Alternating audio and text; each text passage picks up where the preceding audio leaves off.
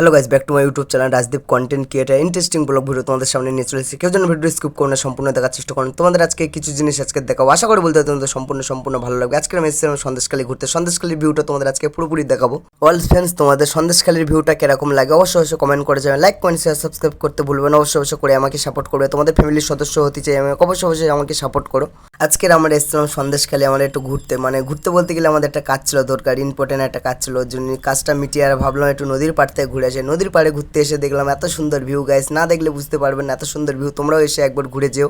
এত সুন্দর ভিউ আর এত সুন্দর বানি গাছের তলা, এত সুন্দর ঠান্ডা হাওয়া, তোমরা না আসলে বুঝতে পারবে না গাইস। তোমরা আশা করে বলতে পারো তোমরা এই জায়গাটা আসলে তোমাদেরও ভালো লাগবে। এসে একবার এসে ঘুরে যেও একবার সন্দেশখালী। আশা করে বলতে পারি তোমাদের সম্পূর্ণ ভিডিওটা ভালোও লাগবে আর এই জায়গাটা ভালোও লাগবে। সন্দেশখালী ঘুরতে আসা মানে নদীর পাড়েও আসতে হবে। নদীর পাড়ে না আসলে ভিউটা তাহলে তোমরা বুঝবে কি করে। এত সুন্দর বোট চলবে, এত সুন্দর আওয়াজ হবে, কেন বোটের আওয়াজটা তোমার সাথে শুনতে ভালো লাগবে কি জানি না। দেখেন ঠান্ডা হাওয়া খেতে তোমাদের অবশ্যই ভালো লাগবে। আর বানি গাছের পাতাগুলো দেখে নিন কত সুন্দর লাল লাল সবুজ হয়ে আছে, আর তার মধ্যে বোট যাচ্ছে। আমার তো ভালো লাগছে। এভরিওয়ান তোমাদের কেমন লাগছে অবশ্যই বলবেন আমাকে কেমন লাগছে ভিডিওটা। আমার ভিডিওটা তোমাদের অবশ্যই তোমাদের ভালো লাগছে বুঝতে পারছি। আর বানি গাছটা দেখে নিন গাইস, এত সুন্দর বানি গাছ।